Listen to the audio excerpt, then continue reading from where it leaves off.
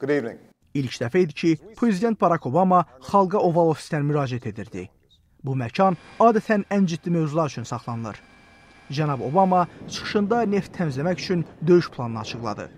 Biz BP-yə əlavə ləvazimatlar və texnologiya səfərbər etməyə göstəriş vermişik.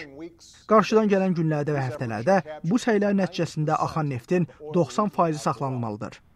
Prezident məsuliyyəti BP-nin üzərinə yıxaraq şirkətin rəhbərinə kompensasiya hesabı açmağı tapşıracağını vəd etdi. Bu fonda BP nəzarət etməyəcək.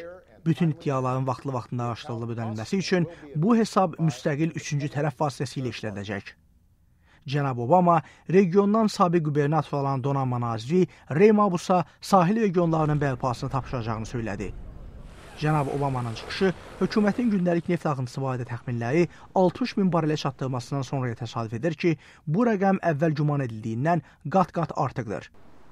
Cənab Obama daha sərt nizamlamalar təklif edərək Amerikalıları neftdən asılığı azaltmağa səslədi. Cənab Obama etiraf etdi ki, təmiz enerji keçid hələlik baha başa gələ bilər. Lakin əlavə etdi ki, neftin iqtisadiyyata, milli təhlükəsizliyə və ətraf mühitə vurduğu zərərin qiyməti daha böyükdür.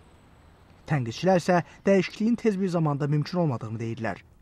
Nicholas Loris mühafizəkar Heritage fondunu təmsil edir.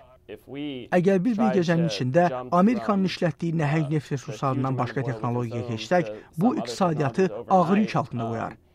Nə vaxt ki, onlar bazara müvafiq əlverişli olacaq, onda bunları müzakirə etməyə dəyər. Lakin hələlik yeni texnologiyanın Amerikalı istehlakçı üçün dəyəri olduqca bahadır.